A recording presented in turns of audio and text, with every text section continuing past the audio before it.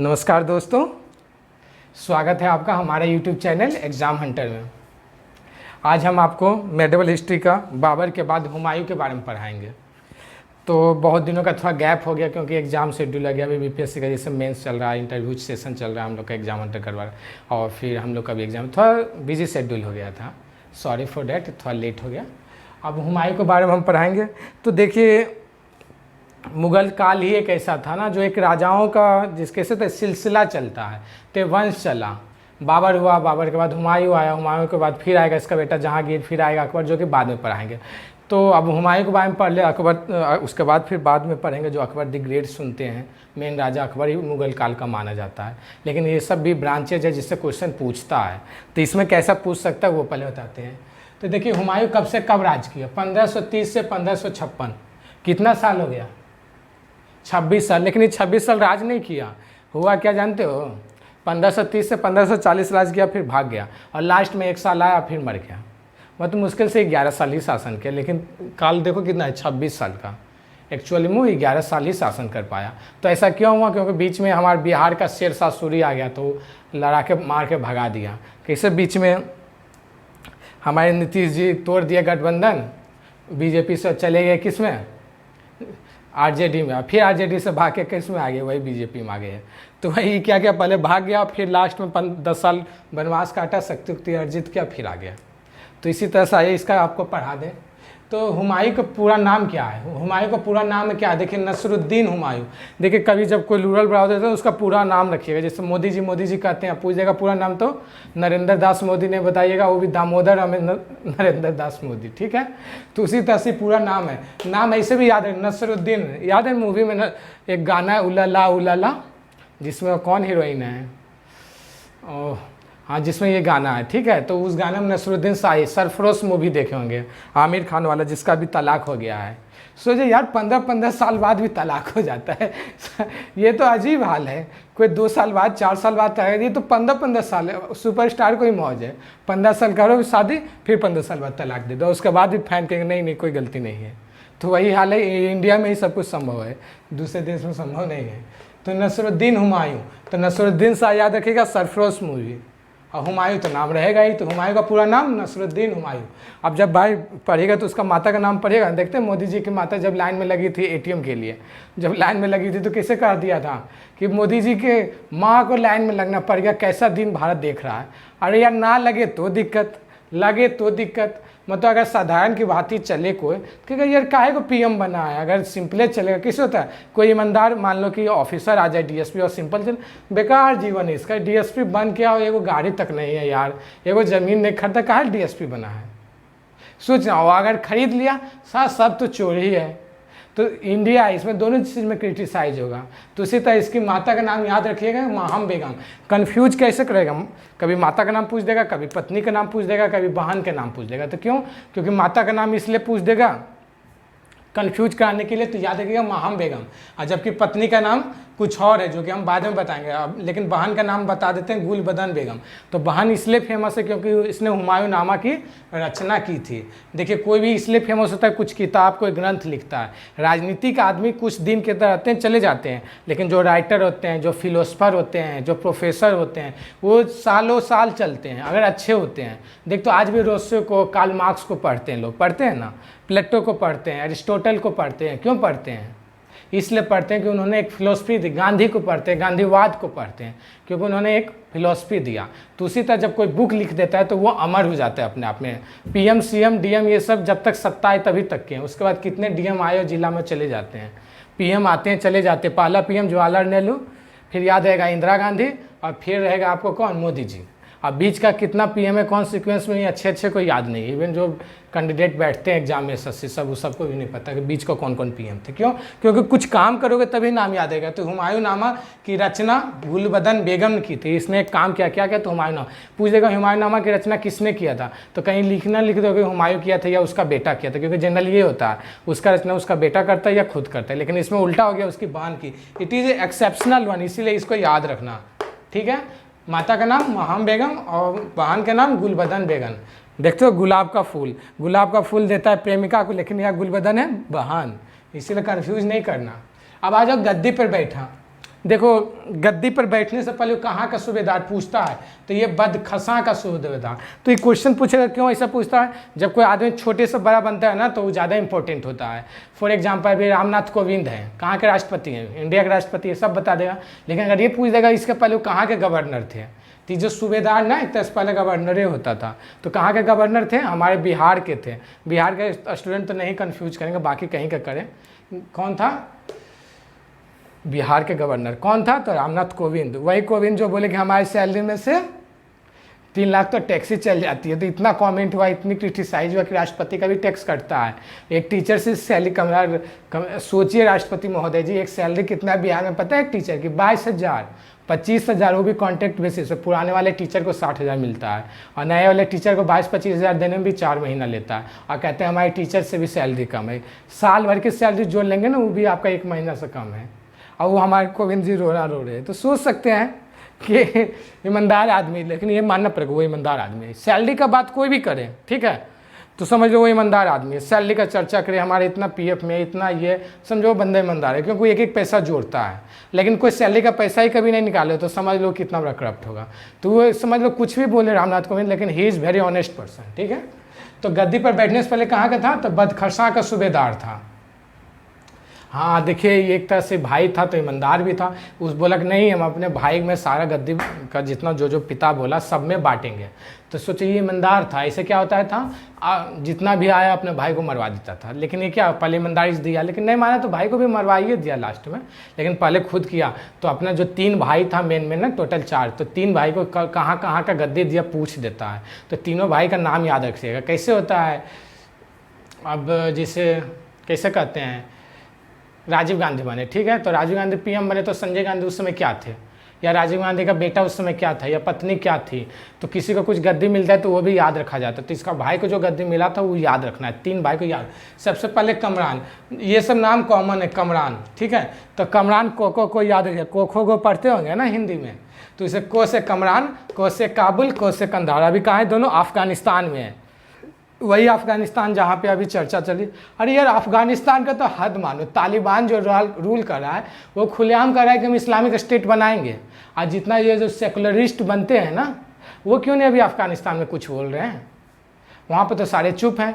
और वही ना वो खुलेआम वहाँ बोला है कि एक लिस्ट वहाँ के जो मतलब कैसे यहाँ पादवी होते हैं, पुजारी होते हैं, तो इसे मोहल्ला को बोला है वहाँ जो बैठते हैं मस्जिद में, कि आप एक लिस्ट बनाइए अपने अपने एरिया का, कि जो महिलाएँ विधवा हैं, 45 वर्ष से कम है, और जो महिलाएं 15 वर्ष से ज़्यादा हैं, शादी नहीं हुए, दूसरे धर्म के हैं, उनका नाम लिस्ट बनाइए। उन लोग को क्या किया जाएगा, हमारे जो सेना, हमारे जो लड़ाकू है तालिबान का, जिसको मिलिटेंट कहते हैं, जिसे नक्सली यहाँ बोलते हैं अभी, उसी तरह उसके साथ उसका विवाह निकाह किया जाएगा। और उसके बाद फिर उनको धर्म परिवर्तन किया जाएगा। खुलेआम स्लेवरी चल रही है, खुलेआम दास प्रथा चल रही है, लेकिन कोई मुँह नहीं खोल रहा है। चाइना को देखो, रसिया को अपने अलगे राग में अपनाया हुआ, क्या कह रहा है कि रहने दो ना, देखते हो इंडिया। इसको वो नहीं दिक्कत है कि हमको घाटा लेगा, उसको ये है कि इंडिया को ज़्यादा घाटा लेगा। काहे कि आतंकवाद पनपेगा तो पाकिस्तान के थ्रू इंडिया आएगा, इसलिए वो खुश नहीं कहता है कि कोई मैच में तुम्हारा 100 रुपया जा रहा है तो दिक्कत नहीं है, जाने दो। काहे कि उसका 150 रुपया जाएगा, मैं 100 रुपये में गया। अरे बेवकूफ़, अगर तुमको भी 100 रुपया आ गया, उसको भी 150, तो क्या दिक्कत है। लेकिन नहीं, अपना 100 रुपया गवा देंगे। चाइना को इससे फ़ायदा कुछ नहीं है, पता है। जिनजियांग रीजन में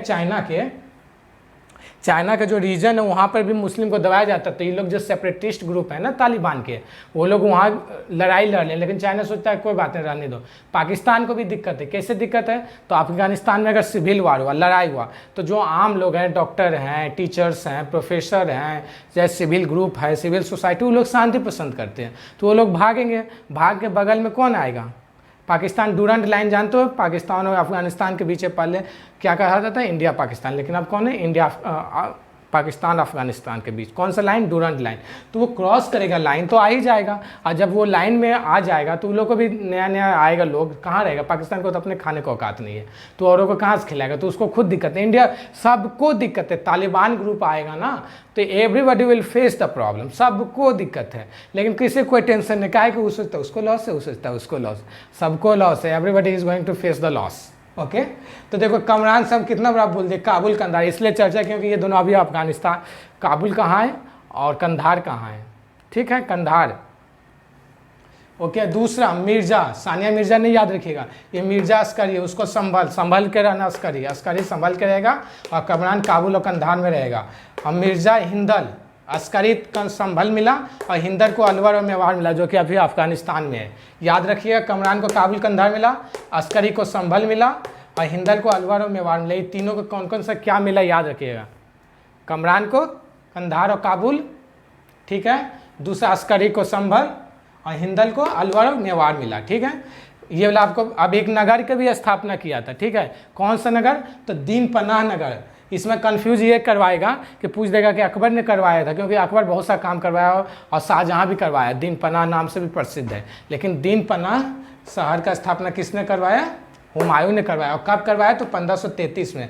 ये कैसे याद रहेगा, क्योंकि 1530 में गद्दी पर बैठा, जब वो गद्दी पर बैठेगा तभी काम आया ना। अभी जो ओपन फ्री डेफिकेशन जो चल रहा है, घर घर शौचालय, ये पूछेगा कार्यक्रम कब आया, मोदी जी चलाई, जानते हैं तो 2014 के बाद ही आया होगा ना। जिसको हर के अकाउंट में, जिसके यहाँ नहीं है मतलब लैट्रिन बाथरूम, उसको 10,000 12,000 दिया जाता है। तो ये फेमस योजना है जो कि आप बहुत ही मतलब कि क्या कहते हो, प्रैक्टिकली बहुत ही कागार रहा। आज गांव में आप जब जाओगे, पहले जाते होगे तो ऐसे ही महिला देखते होगे, आप शायद ही कोई बाहर लैट्रिन करते मिलेगा, बहुत कम, अब तो बहुत कम गया है। तो ये मोदी जी का ही देन है। तो इसी तरह से इसने भी दीन पनाह नगर की स्थापना की, याद रखना होगा, ठीक है, 1533 में। आइए तो आपको बता ही दिए गुलबदन, आइए एक बार रिवीजन करा दें।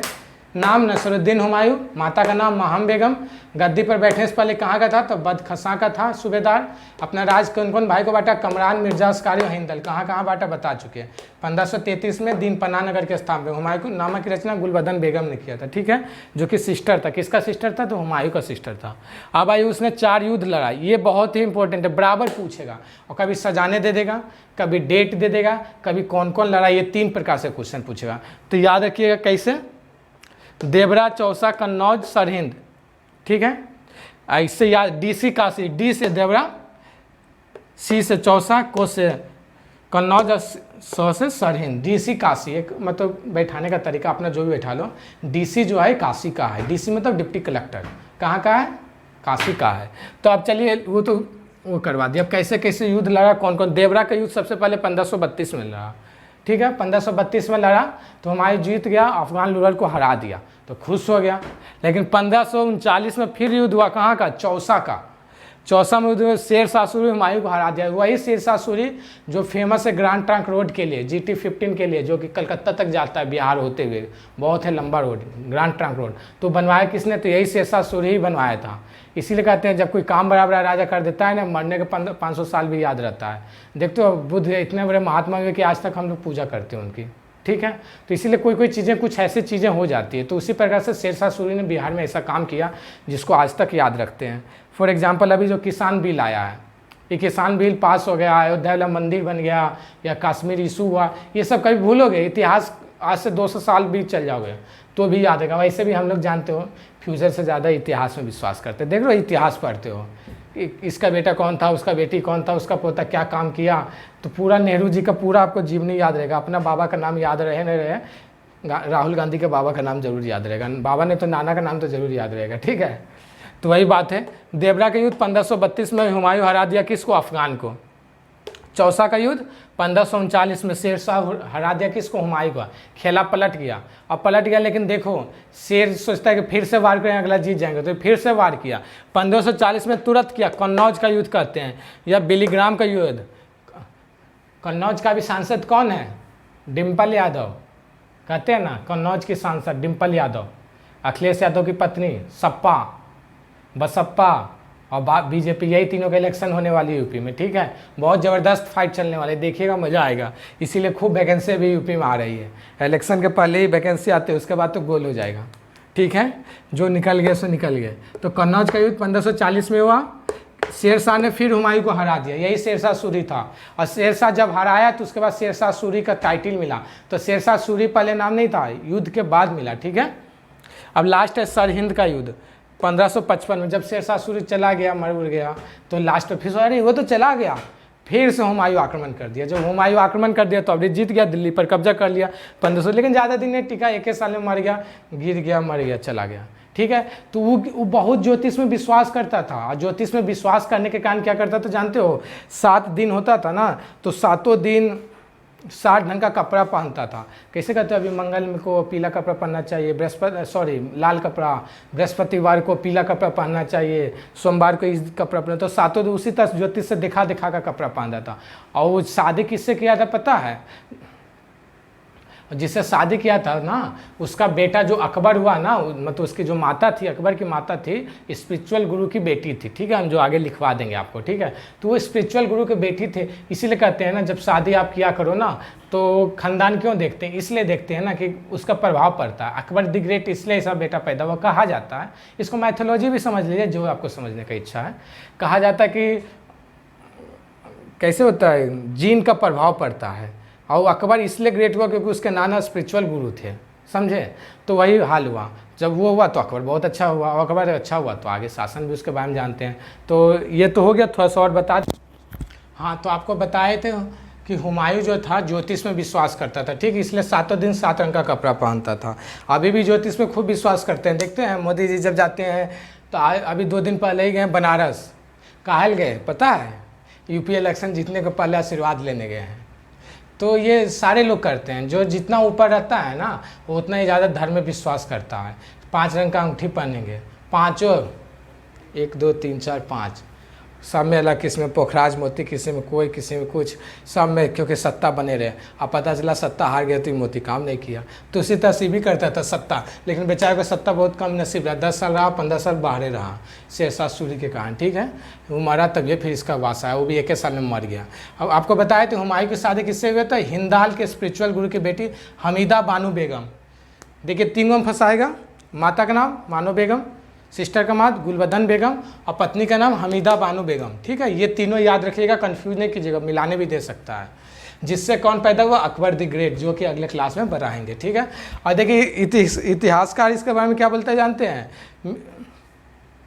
इतिहासकार जो होते हैं ना, वो ऐसे ही करते हैं जिस प्रकार की शासन होती है। ठीक है, तो चूंकि हुमायूं जो था ना, कैसे मृत्यु इसका हुआ था जानते हो? पुस्तकालय था, दिन पन्ना नगर बनाया था, तो वहाँ पुस्तकालय भी खोला था, लाइब्रेरी जिसको कहते हैं। अभी भी लाइब्रेरी का खूब कॉन्सेप्ट चलता है। तो लाइब्रेरी से चल रहा था तो सीढ़ी से गिर के मर गया। अब सोचो मरता तो कोई इतना 4 युद्ध लड़ा, नहीं मरा, लेकिन यहाँ सीढ़ी से गिर के मर गया। 1555 में नहीं मरा, 1540 में नहीं मरा, और वो सीढ़ी से गिर के मर गया। सोच सकते हो, इसलिए कहता है मरने का रहता है ना, तो थोड़ा सा खांसी आएगा मर जाएगा। कोरोना पता चलता है कि बलवान मर रहा है, कत्ते को जो डायबिटीज़ से है, कैंसर है, सब कुछ है, उसको कोरोना होकर ठीक हो जा रहा है, वो अच्छा आदमी चल जा रहा है। तो इसीलिए कौन कब पार हो जाएगा पता नहीं, इसलिए टेंशन फ्री रहो, मस्त रहो। तो उसी तरह से पुस्तकालय के सीढ़ी से गिर कर मर गया। तो इसीलिए इतिहासकार जो था लेनुपाल, इसके बारे में क्या पता बोला था? लेनुपुल, कि इसके जीवन गिरते पीरते इस जीवन से मुक्त हो गया। पूछता है कि गिरते पड़ते इस जीवन से मुक्त हो गया, किसके बारे में कहा गया? अकबर के बारे में, बाबर के बारे में, हुमायूं के बारे में। याद रखना, गिरते पड़ते, क्योंकि सीढ़ी से गिर के मरा था। सल्तनत पीरियड में भी एक बार ऐसे कोई मरा था, बताइएगा कौन मरा था? कब मरा था? तो 1556 में मरा था। इस तरह से इसकी कहानी। अब इसका एडमिनिस्ट्रेशन पढ़ाएंगे सबका, तो सबका एडमिनिस्ट्रेशन एक साथ पढ़ा देंगे, अकबर का, हुमायूं का, बाबर का, क्योंकि एडमिनिस्ट्रेशन एक ही बार पढ़ाएंगे, हर का अलग अलग पढ़ाएंगे तो कन्फ्यूज कर जाएगा। ठीक है, आर्टिस्ट के बारे में भी बता देंगे आपको। यहीं से कहा जाता है कि आर्ट उठ था वो शुरू हो गया था, जो कि पीक पे जहांगीर के समय ना कला बहुत पीक पे पहुंच गई थी, और शुरुआत यहीं से हुई थी, हुमायूं के समय से, ना कि बाबर के समय से। ठीक है, ये पूछता है, इसको याद रखिएगा। इस बार भी बीपीएससी में पूछा था, लेकिन वो अकबर से संबंधित पूछा था। अब आइए अकबर को पढ़ाएंगे आप।